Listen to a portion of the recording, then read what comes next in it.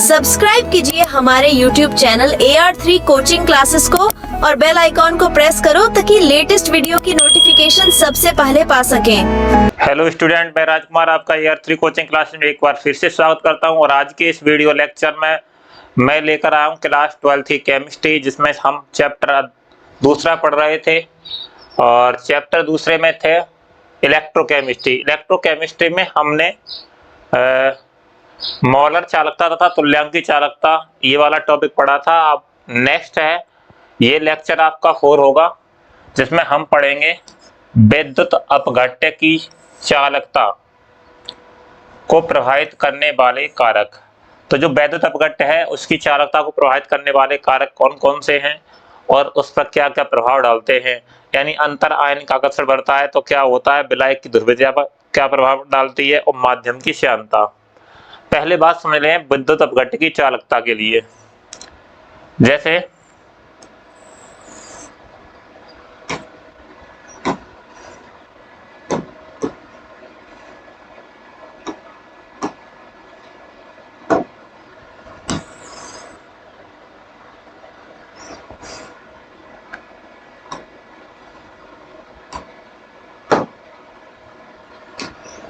ये मान लो कि कोई पात्र है और इस पात्र में दो इलेक्ट्रोड लगे हुए हैं। दो इलेक्ट्रोड लगे हुए हैं, एक ये है और ये कैसा है, धनावेश इलेक्ट्रोड है, और एक ये है इलेक्ट्रोड और ये कैसा है, एक ऋणावेश इलेक्ट्रोड है। अगर मैंने इसमें कोई विद्युत अपघट्य घोल दिया, मान लो इसमें जल है और जल में ही हमने क्या घोल दिया, विद्युत अपघट्य। जैसे NaCl, हमने एक विद्युत अपघट्य घोला NaCl।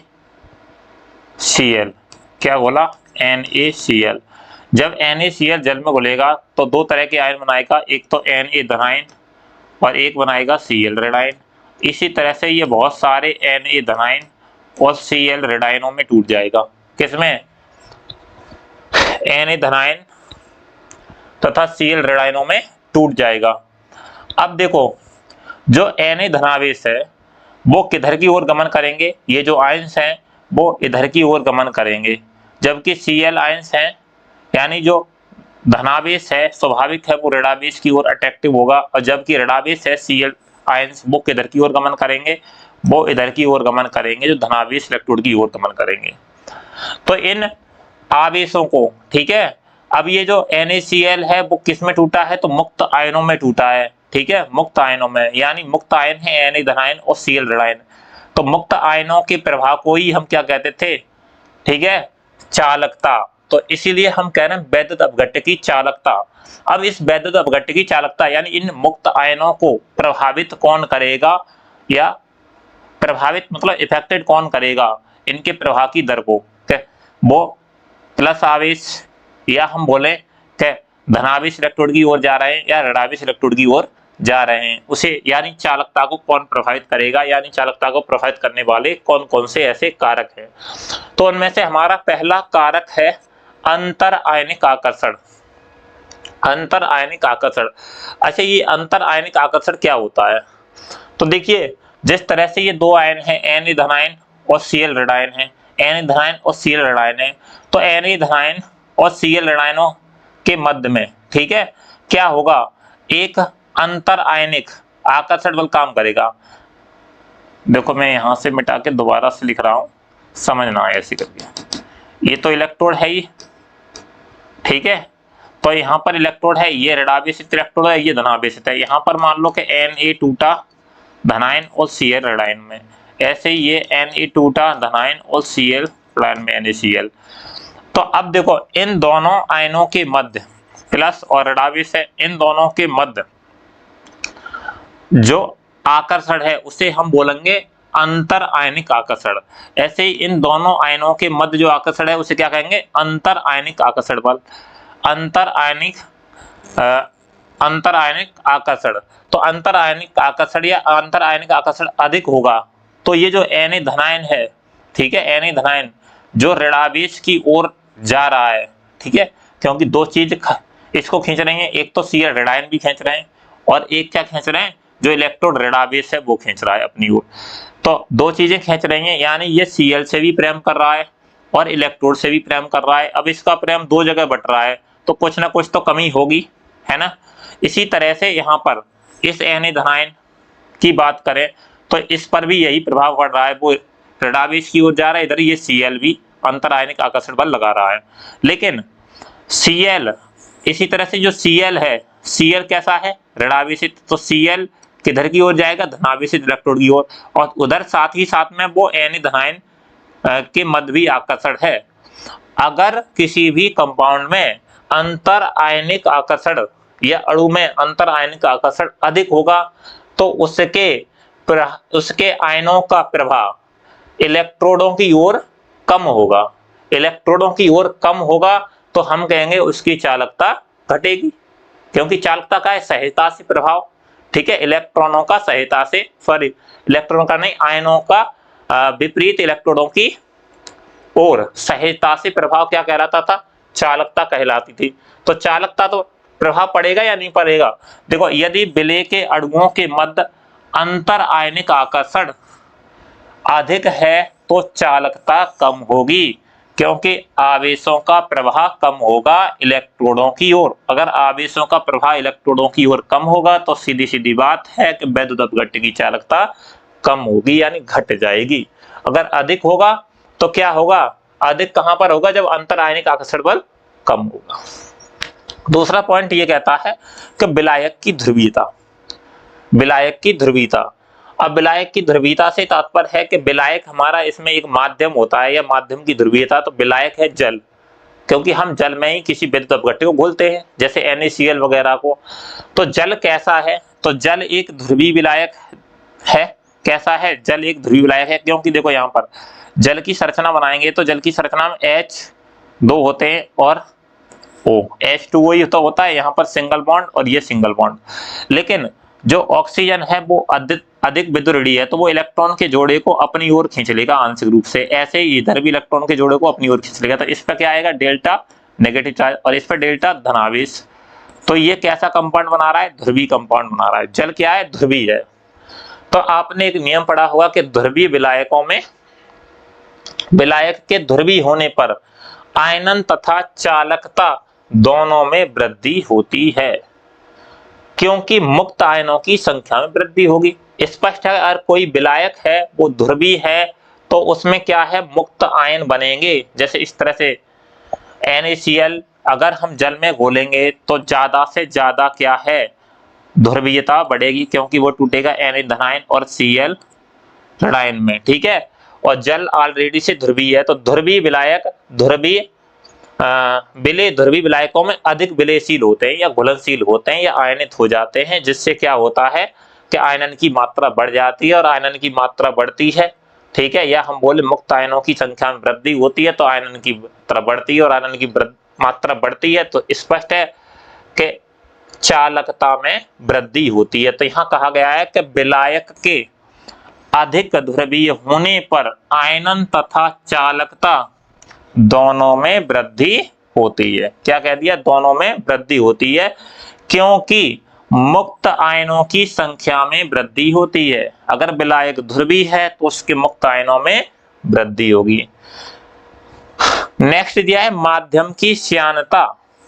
माध्यम की श्यानता, माध्यम की श्यानता से आप समझें कि माध्यम की श्यानता का तात्पर्य है कि किसी भी विलयन या विलायक का गाढ़ापन, ठीक है। माध्यम से तात्पर्य है कि यहाँ विलायक मान ले रहे हैं जल, है ना, या कोई भी विलयन हो, उसका मतलब है कि गाढ़ा।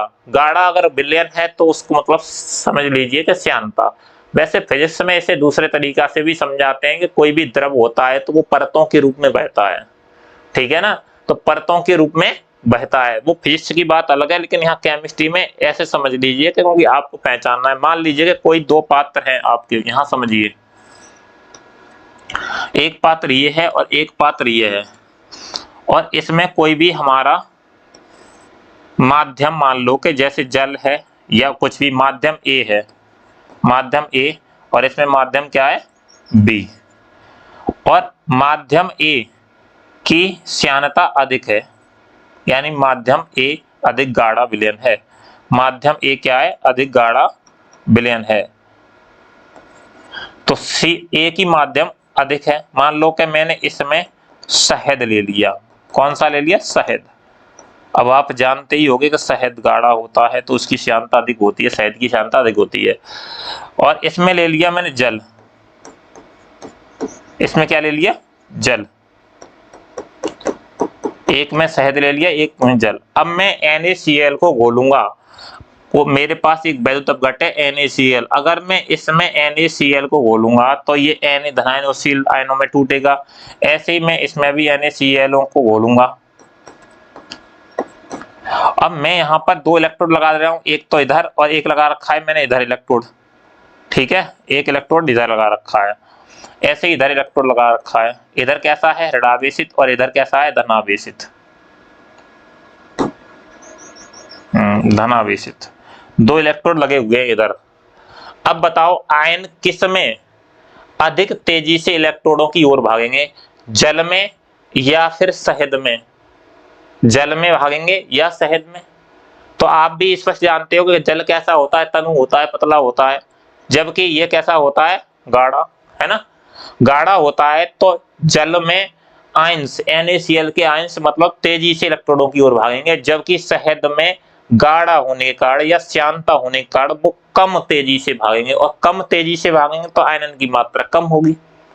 स्पष्ट है ना? आयनों की मात्रा कम होगी, और आयनन की मात्रा कम होगी तो इसका मतलब यह है कि आवेश का प्रभाव भी इलेक्ट्रोडों की ओर कम होगा, और आवेश का प्रभाव कम होगा तो सीधी सीधी बात है कि चालकता कम होगी, है ना? या चालकता भी घट जाएगी। इसलिए यहाँ पर कहा गया है कि माध्यम की श्यानता बढ़ने पर चालकता घट जाती है, क्योंकि मुक्त आयनों का वेग कम हो जाता है। जो मुक्त आयन है उनके वेग कम हो जाता है, क्योंकि विलयन गाढ़ा है या उसकी श्यानता अधिक है, जो रुकावट डालेगी आयनों को इलेक्ट्रोडों तक पहुंचने के लिए। बात समझ में आई? अगला है ताप। तो विद्युत अपघट्य के विलयन का ताप बढ़ाने से चालकता बढ़ जाती है। स्वाभाविक है कि आप जानते हो कि कोई भी विद्युत अपघट्य है, आपने उसे क्या है? जल में घोल रखा है, जैसे NaCl को घोल रखा है, NaCl, तो ये टूटेगा Na धनायन और Cl ऋणायनों में। एक इलेक्ट्रोड ये लगा है और एक इलेक्ट्रोड ये लगा है। मान लो ये धनावेशित है और ये ऋणावेशित इलेक्ट्रोड है। अगर इसमें विद्युत धारा प्रवाहित की जाती है, मैं यहाँ पर कह रहा हूं अगर इस विलयन का ताप बढ़ा दिया जाए, है ना, तो विद्युत अपघट्य के विलयन का ताप बढ़ाने से चालकता बढ़ जाती है, क्योंकि ताप बढ़ाने से आयनों की गतिज ऊर्जा बढ़ जाएगी। अगर मैं यहाँ से ताप इनका बढ़ा दूंगा तो इनकी जो आयंस हैं वो उन्हें गतिज ऊर्जा अधिक मिलेगी, और गतिज ऊर्जा मिलेगी तो क्या होगा? आयनों की गतिज ऊर्जा मिल जाएगी, मान बढ़ जाएगा, जिसके कारण सभी प्रकार के आकर्षण बलों का मान कम हो जाएगा। गतिज ऊर्जा किसी भी अणु की बनती है या आयनों की बढ़ती है तो आकर्षण बल का मान कम होता है। परिणाम स्वरूप क्या होगा? जो आकर्षण बल, अंतर आयनिक आकर्षण बल है, उनको वो छोड़ के चले जाएंगे। परिणाम स्वरूप माध्यम की श्यानता घट जाएगी, और माध्यम की जो श्यानता है वो घट जाती है, जिससे चालकता बढ़ जाएगी। और ये जो इलेक्ट्रोड है, जो आयंस हैं, वो इलेक्ट्रोडों की ओर तेजी से गमन करने लगेंगे, और तेजी से गमन करने लगेंगे तो यानी इलेक्ट्रोडों की ओर आवेशों का प्रभाव तेज हो जाएगा, जिससे चालकता बढ़ जाएगी। ठीक है, चालकता बढ़ जाएगी। इसलिए ताप बढ़ाने पर चालकता बढ़ जाती है और ताप घटाने पर चालकता कम हो जाती है। नेक्स्ट है विलयन की सांद्रता, विलयन की सांद्रता। तो विलयन की सांद्रता घटने पर चालकता का मान बढ़ता है। अगर विलयन की सांद्रता घटा देंगे, यानी सांद्रता हम कम कर देंगे, कॉन्सेंट्रेशन अगर हम कम कर देंगे तो क्या होगा? चालकता बढ़ जाएगी, क्योंकि ये 1 प्रोपोर्शनल होती है। अगर हम कॉन्सेंट्रेशन कम कर देंगे तो चालकता बढ़ जाएगी, अगर हम चालकता कॉन्सेंट्रेशन अधिक कर देंगे तो चालकता घट जाएगी। स्पष्ट है? देखो, विलयन की सांद्रता घटने पर चालकता का मान बढ़ता है, क्योंकि विलयन की सांद्रता बहुत कम होने पर अंतर आयनिक आकर्षण बहुत कम हो जाएगा। अगर सांद्रता बहुत कम कर देंगे हम तो क्या होगा? अंतर आयनिक आकर्षण बहुत कम हो जाता है, तथा मोलर चालकता, जिसे हम क्या दर्शाते हैं? लैम्डा m, सीमांत मान या हम बोले इन्फिनिटी पर पहुंच जाती है। इसे अनंत तनता पर चालकता कहते हैं और प्रत्येक विद्युत अपघट्य के लिए इसका मान विशिष्ट होता है। प्रत्येक विद्युत अपघट्य के लिए इसका मान कैसा होता है? विशिष्ट होता है। तो मैं यहाँ पर समझा रहा हूं, तो मैं विलयन की सांद्रता घटने पर चालकता का मान बढ़ता है। क्यों बढ़ता है? क्योंकि विलयन की सांद्रता हम घटाएंगे तो क्या होगा, यानी कोई भी विलयन गाढ़ा है और उस विलयन को हम पानी और डालते डालते यानी जल डालते डालते क्या करें उसे कि उसके सांद्रता हम घटाते जा रहे हैं। सांद्रता मतलब तनु करते जा रहे हैं, और जितना विलयन तनु होगा उसमें आयनों के लिए मुक्त आयन कैसे होंगे? मुक्त यानी आयन, जो मुक्त आयन होंगे उनके लिए आवेश इलेक्ट्रॉनों की ओर प्रवाह तेजी से हो जाएगा, और तेजी से हो जाएगा तो चालकता बढ़ जाएगी। ठीक है, लेकिन अगर सांद्रता बढ़ा देंगे तो वही श्यानता की तरह घट जाएगी चालकता। अगला पॉइंट यहाँ पर समझेंगे, किसी विलयन की वह स्थिति जिससे और अधिक उसे तनु ना किया जा सके तो उसे हम अनंत तन्यता या सीमांत मान कहते हैं। ठीक है, अनंत तन्यता या सीमांत मान कहते हैं अगर उससे तनु ना किया जा सके। ऐसे ही अगर कोई भी विलयन है उसको हम तनु कर रहे हैं तो और जल डालते रहें, एक स्थिति ऐसी जाएगी कि उसे और ज्यादा तनु ना किया जा सकेगा, तो उसे हम क्या कहेंगे? अनंत तन्यता कहते हैं। अथवा या इस तरह से लिख रहे हैं, जब विद्युत अपघट्य पूर्ण रूप से आयनों में विभक्त हो जाता है तो मोलर व तुल्यांकी चालकता के मान में वृद्धि रुक जाती है। पूर्ण रूप से कोई विद्युत अपघट्य है, ऐसे समझ लीजिए इसको थोड़ा।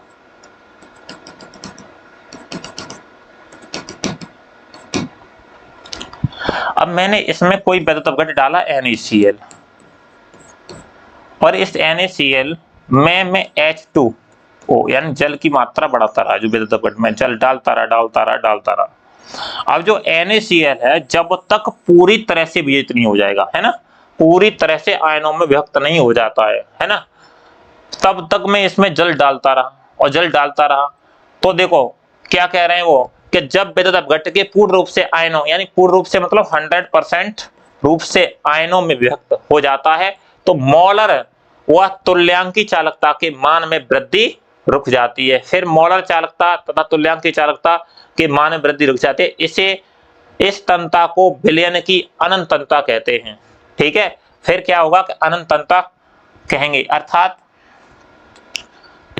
देखो ये है मोलर चालकता लैम्डा m, और ये क्या है? Lambda equivalent. तो देखो मैंने कहा कि जब विद्युत अपघट्य पूर्ण रूप से आयनों में व्यक्त हो जाता है, यानी 100% व्यक्त हो जाता है, मैंने NaCl डाला, जल ले लिया कम और नमक ज्यादा ले लिया, तो वो क्या पूरी तरह से आयनित हुआ? नहीं हुआ। तो मैं क्या कर रहा हूं, अब उसमें और जल डालता ही जा रहा हूं, जिससे ज्यादा तनु विलयन कर रहा हूं, और एक ऐसी स्थिति हो जाएगी जब NaCl पूरी तरह से Na धनायन और Cl ऋणायनों में टूट जाएगा पूरी तरह से, यानी 100% उसका विजन हो जाएगा। तब ऐसी स्थिति में जो मोलर व तुल्यांकी चालकता के मान में वृद्धि रुक जाती है, और इस तन्यता को विलयन की अनंत तन्यता कहते हैं। अनंत तन्यता पर मोलर चालकता तथा तुल्यांकी चालकता के मान में वृद्धि रुक जाती है। ये मोस्ट इंपोर्टेंट लाइन है, ठीक है, याद रखेंगे। अनंत तन्यता पर मोलर या तुल्यांकी चालकता को क्रमशः सीमांत मोलर चालकता या सीमांत तुल्यांकी चालकता भी कहते हैं, या अनंत तन्यता पर मोलर चालकता भी कहते हैं। बात एक ही है सीमांत की, जिन्हें हम लैम्डा m इन्फिनिटिव या लैम्डा m नॉट से भी दर्शाते हैं।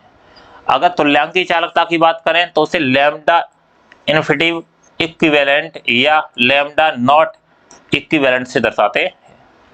किसे? अनंत तन्यता पर मोलर चालकता को लैम्डा इन्फिनिटिव m से, और अनंत तन्यता पर तुल्यांकी चालकता को लैम्डा इन्फिनिटिव इक्विवेलेंट से दर्शाते हैं। अब नेक्स्ट है कि विशिष्ट चालकता पर सांद्रता या तन्यता का प्रभाव। विशिष्ट चालकता किसकी बात कर रहे हैं? कापा पर सांद्रता या तन्यता का क्या प्रभाव पड़ता है? तो विद्युत अपघट्यों के विलयन की तन्यता बढ़ाने पर विशिष्ट चालकता का मान घट जाता है। कोई वैद्युत अपघट है, उसकी तन्यता बढ़ाते हैं तो विशिष्ट चालकता का मान घट जाता है, क्योंकि प्रति इकाई आयतन में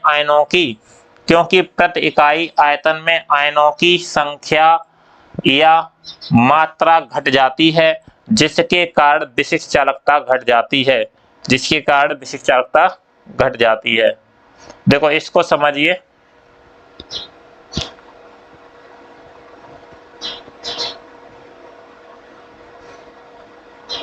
एक सूत्र पढ़ाया था, विशिष्ट चालकता बराबर है ना, देखो यहाँ है, ये है लैम्डा एम बराबर क्या था, kappa into V E Q.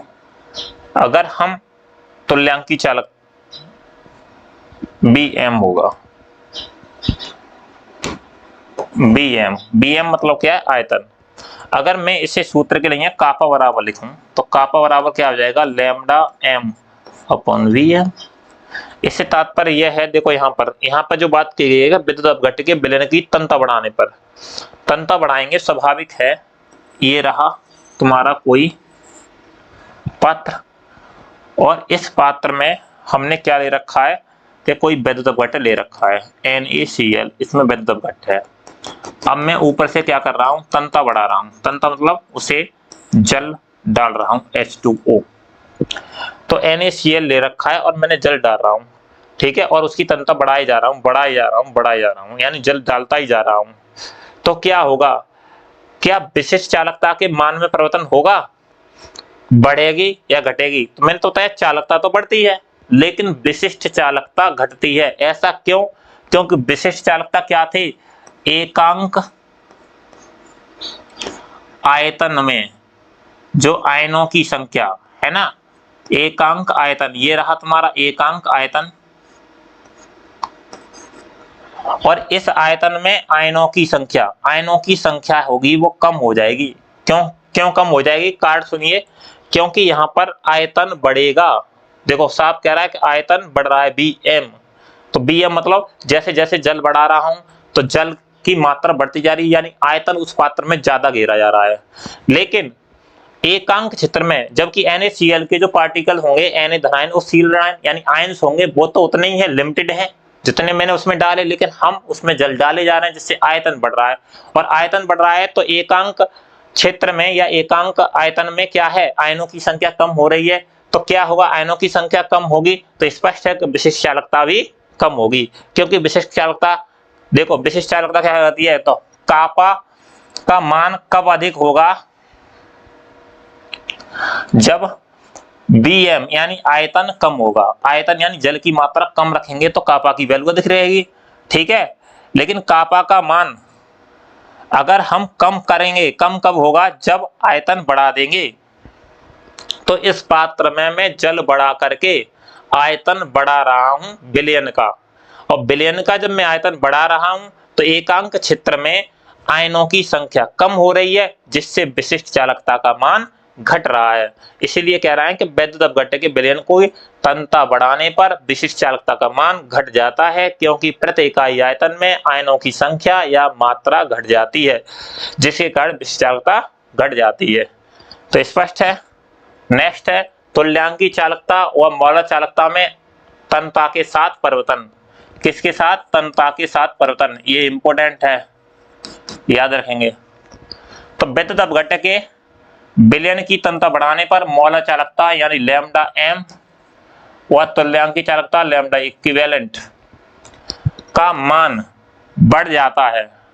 क्या होता है, लैम्डा एम तथा लैम्डा इक्विवेलेंट का मान बढ़ जाता है। जैसे कि सूत्र से स्पष्ट है कि लैम्डा एम प्रोपोर्शनल किसके है, Bm के। अगर मैं आयतन बढ़ाता हूं, यहां देखिए ध्यान दीजिए, आयतन बढ़ाता हूं तो तुल्यांकी चालकता और मौलिक चालकता, यह है मौलिक चालकता बढ़ जाती है। जैसे यहां पर मैं आयतन बढ़ाऊं तो यहां भी तुल्यांकी चालकता बढ़ेगी इस सूत्र से, लेकिन विशिष्ट चालकता घटेगी, है ना।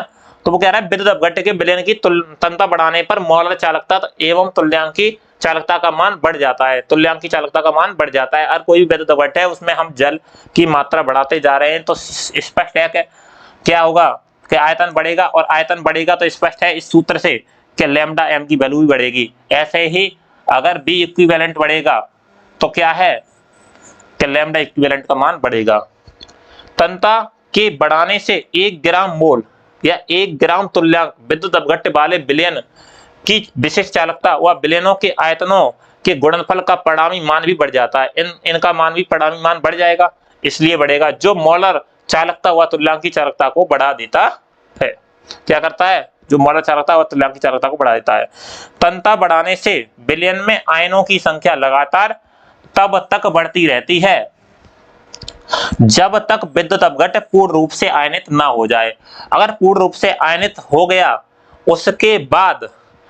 उसके बाद तन्यता बढ़ाने पर मोलर चालकता और तुल्यांकी चालकता के मान कम होते चले जाते हैं। क्या कह रहा है? तन्यता बढ़ाने से विलयन में आयनों की संख्या तब तक लगातार बढ़ती रहेगी जब तक कि विद्युत अपघट्य पूर्ण रूप से आयनित ना हो जाए। अगर विद्युत अपघट्य पूर्ण रूप से आयनित हो गया तो मैंने यहां बताया हो कि अगर विद्युत अपघट्य पूर्ण रूप से आयनित हो जाता है,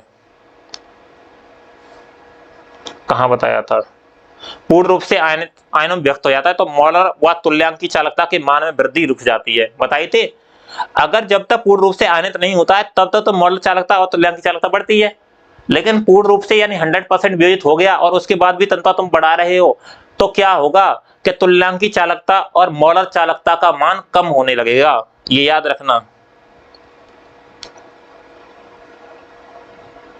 नेक्स्ट पॉइंट है, नोट करके, कि प्रबल विद्युत अपघट्य की तन्यता बढ़ाने पर मोलर चालकता यानी लैम्डा एम व तुल्यांकी चालकता के मान में बहुत कम वृद्धि होती है। प्रबल वैद्युत अपघट्य, क्योंकि प्रबल वैद्युत अपघट्य कैसा अपघट्य था? जो प्रबल वैद्युत अपघट्य ऐसा अपघट्य था जो 100% वियोजित हो जाते हैं जल में घोलने पर, और जल में 100% कोई चीज वियोजित हो जाती है या कोई वैद्युत अपघट्य वियोजित हो जाता है तो अगर उसकी हम तन्यता बढ़ाते हैं तो उसमें लैम्डा एम तथा लैम्डा इक्विवेलेंट दोनों के मान कम होने लगते हैं या बहुत कम वृद्धि होती है उनमें। ये याद रखेंगे, अभी बता रहे थे वही पॉइंट है। दूसरी बात कह रहा है कि दुर्बल वैद्युत अपघट्य की तन्यता बढ़ाने पर मोलर चालकता यानी लैम्डा एम और लैम्डा इक्विवेलेंट तुल्यांकी चालकता के मान में बहुत अधिक वृद्धि होती है। क्योंकि बेटा दुर्बल वैद्युत अपघट्य क्या होते थे? दुर्बल वैद्युत अपघट्य वो होते थे जिन्हें जल में घोलने पर वो पूरी तरह से वियोजित नहीं होते, यानी 100% वियोजित नहीं होते। तो अगर कोई चीज जल में घोलने पर कम वियोजित हो रही है या कम हो रही है आयनित, तो और हम उसमें जल डालते रहेंगे जिससे और आयनित होती रहेगी तो उसमें आयनों की संख्या बढ़ेगी, और आयनों की संख्या बढ़ेगी तो स्पष्ट है कि चालकता बढ़ेगी। तो इसलिए हम कह रहे हैं कि दुर्बल वैद्युत अपघट्य की तन्यता बढ़ाने पर मोलर चालकता व तुल्यांकी चालकता के मान में बहुत अधिक वृद्धि होती है। तो ये आपके जो वीडियो लेक्चर है जिसमें हमने पढ़ा था, क्या पढ़ा था? वैद्युत अपघट्य की चालकता को प्रभावित करने वाले कारक। ठीक है, ये आपको स्पष्ट समझ में आ गए होंगे, इन्हें नोट कर लेना। और नेक्स्ट वीडियो लेक्चर में हम लेकर आएंगे कोलराउस का नियम, और ये कोलराउस का नियम बहुत ही इंपॉर्टेंट है। इसमें हम पढ़ेंगे कोलराउस का नियम, और कोलराउस नियम के साथ साथ हम पढ़ेंगे उसके आंकिक, और आंकिक अनुप्रयोग कहाँ करते हैं, ये जो नेक्स्ट वीडियो लेक्चर में होगा। Thank you for watching full video. मिलते हैं नेक्स्ट लेक्चर में।